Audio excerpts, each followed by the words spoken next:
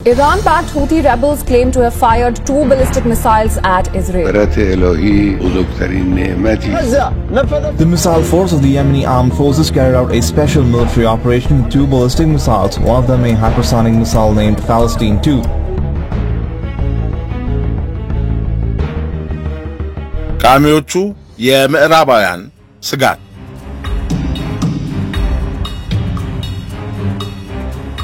እነዚህ በቀይ ባህር አካባቢ የሚንቀሳቀሱ እስላማዊ ኃይሎች እስካሁን ከነበሩት አማጽያን ሁሉ የላቁ እንደሆኑ የሚጠቀሱ ሲሆን ከዚህ በኋላም የምዕራባውያን አደገኛ ተግዳሮቶች ሊሆኑ እንደሚችሉ ተጠቅሷል።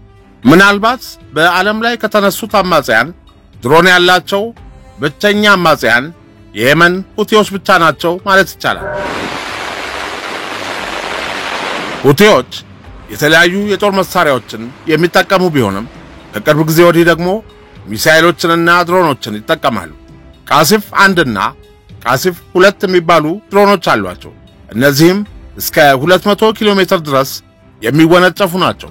እስከ 1800 ኪሎ ሜትር ድረስ የሚምዘገዘጉ መሳሪያዎችም አሏቸው። በ800 ኪሎ ሜትር ርቀት ላይ ያለ መርከብን ማጥቃት ይችላሉ ማለት ነው። ሁቲዎች ትናንሽ ጀልባዎችን በመጠቀም መርከቦች ላይ ጥቃት በመሰንዘር ይታወቃሉ። ሄሊኮፕተር በመጠቀም መርከብ ላይ ጥቃት የሰነዘሩበት ወቅት ነበር። የየመን የእርስ በርስ ጦርነት ከጀመረ ወዲህ ከአገሪቱ መንግስት የተወሰዱ መሳሪያዎች በሁቲዎች እጅ ናቸው። የተባበሩት መንግስታት እንደሚለው ከምስራቅ እስያ በሲቪሎች አማካይነት የተገኙ መሳሪያዎችም አሏቸው። አብዛኛዎቹ ዘመናዊ ድሮኖችና ሚሳኤሎች ግን ከኢራን እንደተገኙ በስፋት ይነገራል። አሜሪካ እንዳለችው ከየመን ወደ ኢራን በአሳ ማስገሪያ ጀልባ ተጭኖ እየተጓዘ የነበረ የሚሳኤልና የአየር መቃወሚያ ይዛለች። ወታደራዊ ተንታኞች እንዳሉት ኤምቪ ቤሻድ የተባለ የኢራን መርከብ ሁቲዎች ኢላማ እንዲመቱ እያገዘ ነው። ቀድሞ ማጓጓዣ የነበረው መርከብ አሁን የደህንነት መቆጣጠሪያ መሆኑን ያስረዳሉ። The missile force of the Yemeni armed forces carried out a special military operation with 2 ballistic missiles, one of them a hypersonic missile named Palestine 2. የሚገርመው የየመን ሁቲ አማጽያን ከሌሎች የሚለያቸው ሳይቅሙ የማይንቀሳቀሱ መሆናቸው ነው። አልጀዚራ ባወጣው ዘገባ የሁቲ አማጽያን ሰናን ጨምሮ አብዛኛውን ሰሜናዊ የየመን መቆጣጠራቸውን ዘግቧል። የሁቲ ሚዲያ ረቡዕ ዕለት ባወጣው መረጃ ደግሞ አሜሪካ ወደ 17 የሚደርሱ የአየር ጥቃቶች ማድረሷና በዚህም የሰው ሕይወት ላይ ጉዳት መድረሱን ገልጧል። ይሁን እንጂ የፔንታጎን ባለስልጣናት ስለ ጥቃቱ ያሉት ነገር የለም።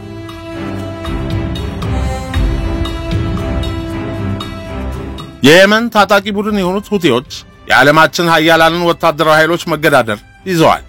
ታጣቂዎቹ ከአሜሪካ፣ ከዩናይትድ ኪንግደም አሊያም ከእስራኤል ጋር ግንኙነት አላቸው ብለው ያሰቧቸውን በቀይ ባህር በኩል የሚያቋርጡ የንግድ መርከቦችን ማጥቃት ቀጥለዋል። ይህ ጥቃት ደግሞ ዓለም አቀፉን ንግድ እያናጋው ነው። ከባለፈው ዓመት ጀምሮ በርካታ መርከቦች አማጽያኑን ፍራቻ ብዙ ሺህ ኪሎ ሜትሮችን ርቀው ዙሪያ ጥምጥም መጓዝ ጀምረዋል። ሁቲዎች ከአሜሪካ እየደረሰባቸው ያለው የአየር ጥቃትና የሚሳኤል ድብደባ ግድ የሰጣቸው አይመስልም። ለዚህ ጥቃት ደግሞ በመላሹ አሜሪካና ዩናይትድ ኪንግደምን እንደሚቀጡ ዝተዋል። ሁቲዎች የየመን አናሳ ጎሳ የሚባሉ ከሰሜናዊ ምዕራብ የአገሪቱ ክፍል የመጡ ናቸው። ስማቸውን የወሰዱት ከእንቅስቃሴው መሪ ሁሴን አልሁቲ ነው። ከ20 ዓመታት በፊት ጀምሮ ከየመን ማዕከላዊ መንግስት ጋር በርካታ ጊዜያት በጦርነት ሲፋለሙ ቆይተዋል። የመካከለኛው ምስራቅ አጥኚ የሆኑት መሐመድ አልባሻ ሁቲዎች የአሸናፊነት መንፈስ ያላቸው ናቸው፣ ይህን ደግሞ ባለፉት 2 አስርት ዓመታት አስመስክረዋል ይላሉ። ካለፈው ዓመት ዳር ወር አጋማሽ ጀምሮ ነው ሁቲዎች ያሏቸውን ሚሳኤሎችና ድሮኖችን ተጠቅመው በባቤል መንደብ ባህረ ገብ መሬት በኩል የሚያልፉ መርከቦችን ማጥቃት የጀመሩ። ዋነኛው ዓላማቸው ከእስራኤል ጋር ግንኙነት ያለውን መርከብ ማጥቃት ነው። ይህን የሚያደርጉት ለሐማስ ያላቸውን ድጋፍ ለመግለጽ ነው። በወቅቱ እስራኤል በጋዛ የምታካሄደውን ወታደራዊ እርምጃ እስካላቋረጠች ድረስ ጥቃታቸውን እንደማያቆሙ ይናገራሉ። አሜሪካና ዩኬ ከየመን ጋር በሚዋሰነው የቀይ ባህር ክፍል በኩል የሚያልፉ መርከቦችን መጠበቅ ሲጀምሩ የሁቲ አማጽያን ጥቃታቸውን የአሜሪካና የአጋሮቿ የጦር መርከቦች ላይ አደረጉ። صبات الحمد لله بسيطة ሁቲዎች ምንም እንኳን ከየመን ህዝብ 15% ብቻ ቢወክሉም የአገሪቱ ትክክለኛ መሪዎች እኛ ነን ብለው ያምናሉ። ሁቲዎች ጦርነት ይወዳሉ፣ አመፀኛና ጨካኝ ናቸው የሚሉት ከ2015 እስከ 2017 እንደ አውሮፓውያን አቆጣጠር በየመን የዩናይትድ ኪንግደም አምባሳደር የነበሩት ኤድመንድ ፊተን ብራውን ናቸው። በኤደንና ጣይዝ በጣም ጭካኔ የተሞላበት ድርጊት ተመልክቻለሁ። ሁቲዎች ራሳቸውን የምርጦች ምርጥ አድርገው ነው የሚቆጥሩት። በሱኒዎች ላይ በተለይ በማዕከላዊ የመንና በደቡባዊው ክፍል የሚያደርጉት ጭቆና የተለየ ነው። አንዳንድ ጊዜ ያልታጠቁ ሰዎችን በአልሞ ተኳሽ እየመቱ ይዝናናሉ።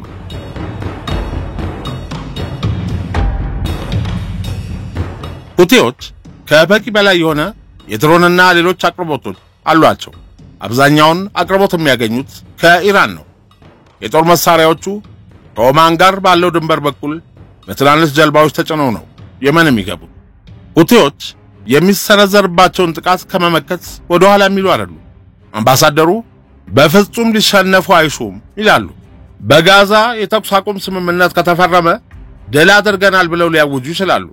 ዓላማችንን አሳክተናል ይላሉ። ኢራን የሁቲ አማጽያን ድርጊት የእስላማዊ ሪፐብሊኳን አደጋ ላይ የጣለ ነው ብላ የምታስብ ከሆነ ሁቲዎች ቀስ ብለው እንዲሸሹ ልታደርግ ትችላለች። مغفرت الهی بزرگترین نعمتی است در دنیا و آخرت ለጊዜው የቀይ ባህር ነገር ቁርጡ አልታወቀም። ምንም እንኳን አሜሪካ ሁቲዎች አለን የሚሉትን የሚሳኤል ማስወንጨፊያዎች ብትመታም የሚመጣባቸውን ጥቃት እየተቋቋሙ ቀጥለዋል። በርካታ የጦር መሳሪያዎች አሏቸው። ቀጥሎ ደግሞ ከመሬት በሚወነጨፍ ሚሳኤል የምዕራባውያን አውሮፕላኖችን ሊመቱ ይችላሉ።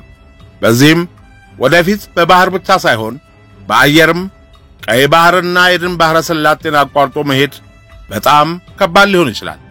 ባለፉት ሳምንታት በቀይ ባህር በኩል በመርከቦች ጭነት ማጓጓዝ ፈታኝ ሆኗል። በኢራን የሚደገፉት የየመን ሁቲ አማጽያን በሰው አልባ አውሮፕላንና በሚሳኤል መርከቦች ላይ ጥቃት እየፈጸሙ ነው። ታጣቂዎቹ በተጨማሪም በጀልባና በሄሊኮፕተርም ጥቃት ይፈጽማሉ። አብዛኛውን የመንን የሚቆጣጠሩት ሁቲዎች በጋዛና በዌስት ባንክ ላሉ ፍልስጤማውያን ወንድሞች ድጋፍ እንደሚሰጡ ገልጸዋል። ወደ እስራኤል የሚጓዙ የንግድ መርከቦችን ኢላማ እንዳደረጉ መሆናቸውን ገልጸዋል። ሁቲዎች ጥቃት የሰነዘሩት በደቡባዊ ቀይ ባህር ነው። ይህም በየመን ባህር ዳርቻ በባቤል መንደብ መተላለፊያ ላይ ነው። ይህ ቦታ ደግሞ ከፍተኛ የንግድ መርከብ ምልልስ የሚካሄድበት ስፍራ ነው።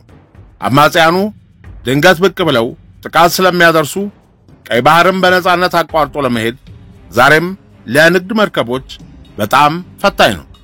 የዓለም አቀፉ የማሪታይም ተቋም ብዙ ጊዜ ስጋቱን ቢገልጽም ዛሬም ቀጠናው የስጋትና የፍርሃት ምንጭ ከመሆን ነፃ ሆኖ አያውቅም። ብዙ ጊዜም ወደ ኤደን ባህረ ሰላጤ የሚጓዙ መርከቦች ጥቃት ተሰንዝሮባቸዋል። በይበልጥም በእስራኤል ወይም በአሜሪካ መርከብ ላይ ያነጣጠረ ጥቃት በመፈጸም ይታወቃሉ።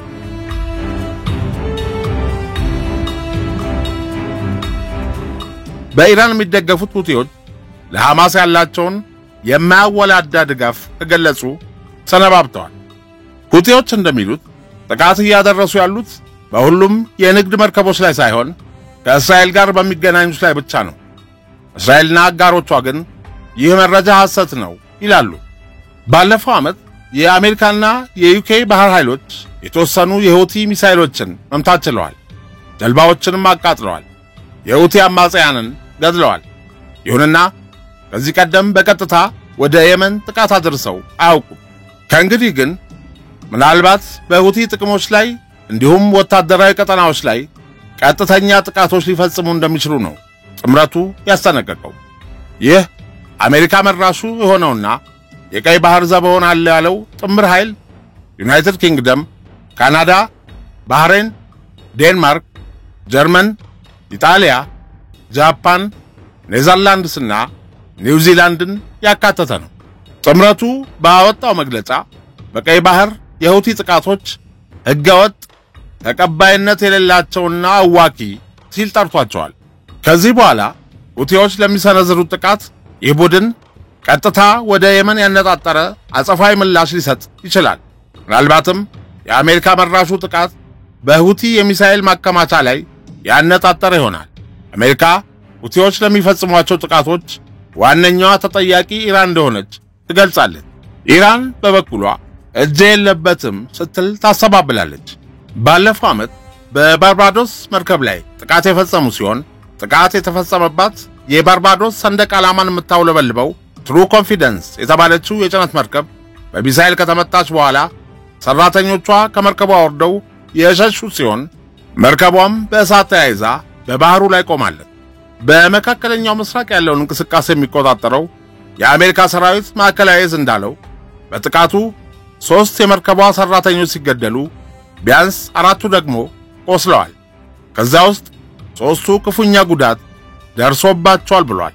በጋዛ በሚካሄደው ጦርነት ለፍልስጤማውያን ድጋፋቸውን ለመግለጽ ጥቃት መክፈታቸውን የሚገልጹት ሁቲዎች በኤደን ባህረ ሰላጤ ላይ በመርከቧ ላይ ተቆሱት የባህር ኃይላቸውን ማስጠንቀቂያ ችላ በማለቷ መሆኑን ገልጸዋል። በየመን የብሪታንያ ኤምባሲ የመርከበኞቹን ሞት በተመለከተ የሚያሳዝንና ሁቲዎች በግድ የለሽነት ሚሳኤል መተኮሳቸው የማይቀር ጉዳይ ነው በማለት ጥቃቱን እንዲያቆሙ ጠይቋል። ጥቃቱን ተከትሎ በሁቲዎች የሚሰራጨው አልኑስራ የተባለው የቴሌቪዥን ጣቢያ እንደዘገበው በሁቲ አማጽያን ቁጥጥር ስር ባለችው የቀይ ባህሯ የወደብ ከተማ ሁዴይዳ ውስጥ በሚገኘው የአውሮፕላን ማረፊያ ላይ በአሜሪካ የሚመራ የአየር ጥቃት ተፈጽሟል ብሎ ነበር። መርከቧ የየመን ባህር ኃይል ነን ካሉ ቡድኖች በተላለፈላት የሬዲዮ መልእክት መስመሯን እንድትይዝ እንደነበረ የብሪታንያ የባህር ንግድ ተቋም አስታውቋል። ጥቃቱ በተፈጸመበት ጊዜ ከባድ ፍንዳታ መስማታቸውንና ግዙፍ ጭስ መመልከታቸውን በአቅራቢያው የነበሩ መርከቦች አሳውቀዋል። መርከቧ በተተኮሰባት ሚሳኤል ጉዳት የደረሰባት ሲሆን በአካባቢው በነበሩ በአሜሪካ የሚመሩ ሀገራት የባህር ኃይል ጥምር ቡድኖች ለመርከቧ ሰራተኞች ድጋፍ መስጠታቸው ተነግሯል።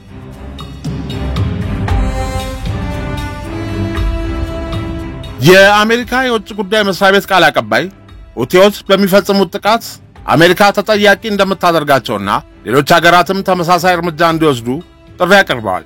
ቃል አቀባዩ ሁቲዎች በቀይ ባህር በኩል የሚያልፉ ንጹሃን ሰዎች ደህንነት ግድ ሳይሰጣቸው የሚፈጽሙትን ጥቃት ቀጥለዋል።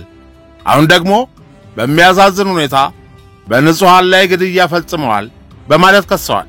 የዩናይትድ ኪንግደም የውጭ ጉዳይ ሚኒስትር ሎርድ ካሜሮን በዓለም አቀፍ የመርከቦች መተላለፊያ መስመር ላይ ሁቲዎች የሚፈጽሙትን ጭፍን ጥቃት እናወግዛለን፣ እንዲቆምም እንፈልጋለን፣ ለዚህም ተግባራዊ እርምጃ እንወስዳለን ብለዋል።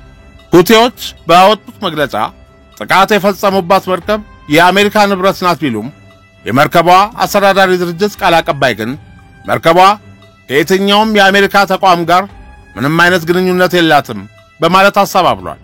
መርከቧ በደቡብ አፍሪካ ኩባንያ ባለቤትነት ስር ሆና በላይቤሪያ ተመዝግባ በግሪክ የባህር ትራንስፖርት ድርጅት ስር የምትንቀሳቀስ ሲሆን ቀደም ሲል ግን የአንድ የአሜሪካ ድርጅት ንብረት እንደነበረች አሶሺየትድ ፕሬስ በወቅቱ ዘግቧል። የጭነት መርከቧ ከቻይናዋ ሊያን ዩንጋንግ የብረት ምርቶችንና ከባድ መኪናዎችን ይዛ ወደ ሳውዲ አረቢያዋ የወደብ ከተማ ጅዳ በማቅናት ላይ ሳለች ነበር በኤደን ባህረ ሰላጤ ላይ በሁቲዎች ሚሳኤል የተመታችው።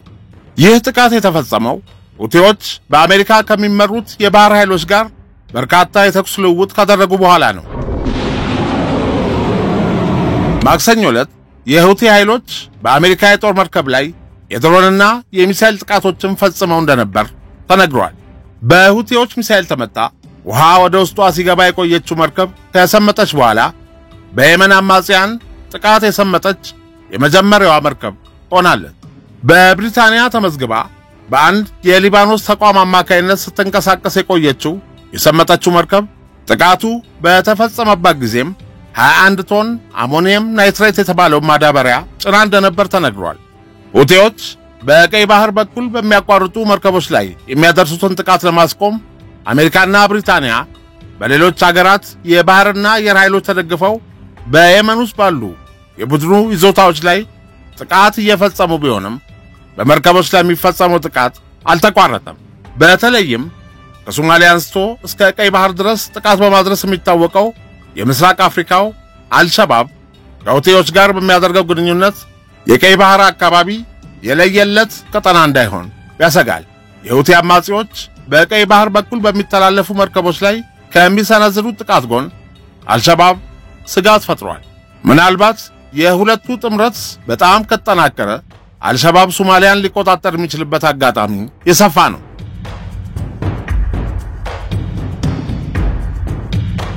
ኢትዮጵያ ከሶማሊያ ሰላም አስከባሪ ኃይል ጋር የሚሰራ 4000 ሰራዊት አላት። በተጨማሪም ለብቻው ያለ 20000 ሰራዊት ያሰማራችው ኢትዮጵያ ኃይሏን ከሳበች አልሸባብ ሶማሊያን ለመቆጣጠር ብዙም እንደማይቸገር የሚገልጹት ወገኖች ስጋት እውን ከሆነ የቀይ ባህር መግቢያ ጉሮሮ በአልሸባብና ሁቲ እጅ ወደቀ እንደማለት ነው።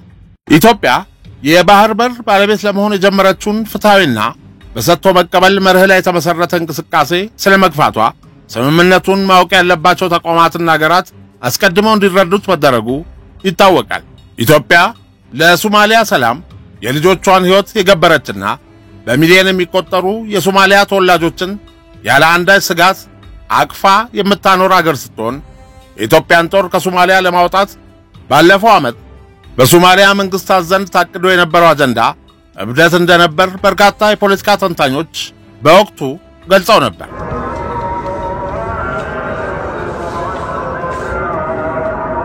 የአሜሪካ ከፍተኛ ባለስልጣን ጋዜጠኛ ባለበት የሲግናል ቡድን ውስጥ በየመን ላይ ለማድረስ የታቀደ ጥቃትን በተመለከተ መረጃ በማጋራታቸው ከፍተኛ ቁጣ ተነስቷል። ይህ የሲግናል ቡድን ብሔራዊ ምስጢርን ባለስልጣናት የሚለዋወጡበት ሲሆን ጋዜጠኛ ቡድኑን መቀላቀሉን ዋይት ሃውስ አረጋግጧል።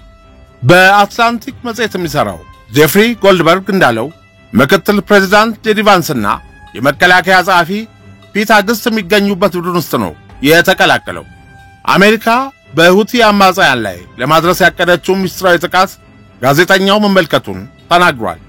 ምን አይነት መሳሪያ ጥቅም ላይ እንደሚውልና የትኛው ኢላማ ላይ መቼ ጥቃቱ እንደሚፈጸም መረጃውን ጋዜጠኛው ያየው ከጥቃቱ 2 ሰዓት ቀድሞ ነበር። ዲሞክራቶች የትራምፕን አስተዳደር ሲተቹ፣ ሪፐብሊካኖችም ስጋታቸውን ገልጸዋል። ጋዜጠኛው ወደ ሲግናል ቡድኑ እንዲቀላቀል የተደረገው በድንገት እንደሆነ ታውቋል። የዋይት ሃውስ ብሔራዊ ደህንነት አማካሪ ማይክል ዋልዝ ወደ ቡድኑ አካቶት ሊሆን እንደሚችል ተገምቷል።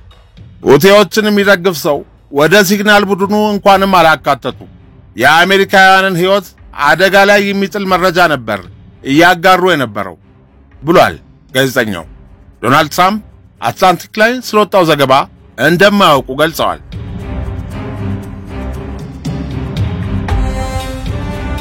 የዋይት ሃውስ ፕሬስ ሴክሬታሪ ካሮላይን ሌቪት በሁቲዎች ላይ የደረሰው ጥቃት ስኬታማ ነበር፣ ፕሬዝዳንት ትራምፕ በብሔራዊ ደህንነት ቡድናቸው ይተማመናሉ ብላለች።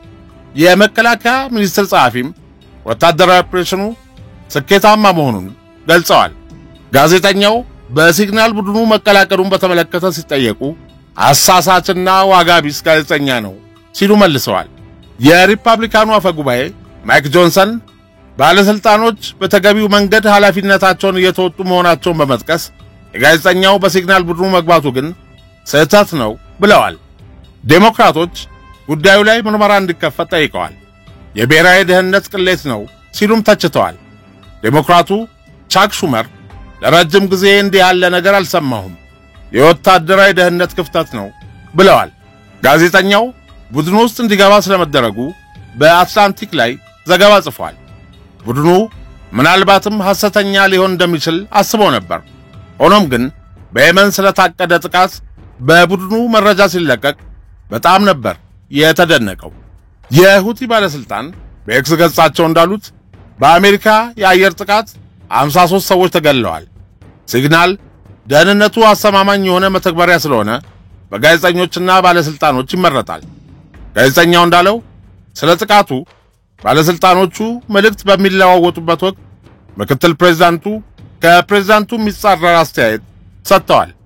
ጄዲ ቫንስ ፕሬዝዳንቱ አውሮፓ ላይ ከሚያስተላልፈው መልእክት ጋር ጥቃቱ የሚጋጭ መሆኑ የገባው አልመሰለኝም ብለው መጻፋቸውን ጋዜጠኛው በዘገባው አስነብቧል። የምክትል ፕሬዝዳንቱ ቃል አቀባይ ዊሊያም ማርቲን ግን ፕሬዝዳንቱና ምክትል ፕሬዝዳንቱ በውጭ ጉዳይ ፖሊሲ ላይ ተመሳሳይ አቋም አላቸው ሲሉ ለቢቢሲ ገልጸዋል። በሲግናል ቡድን ውስጥ የነበሩት ባለስልጣናት የአሜሪካ መርከቦችን ለመጠበቅ የአውሮፓ ሀገራት ገንዘብ እንዲመድቡ ስለመጠየቅም ተወያይተዋል። ጄዲ ቫንስ በቡድኑ በጻፉት መልእክት ላይ አውሮፓውያን አሜሪካ በየመን ከምታደርሰው ጥቃት ተጠቃሚ መሆናቸውን ይገልጻሉ። መላልሶ አውሮፓን መታደግ ያታክታል፣ በነፃ እየተጠቀሙብን መሆኑ በጣም ያናድዳል ብለው እንደጻፉም ጋዜጠኛው በዘገባው አስነብቧል። ቸርን ሰንብት።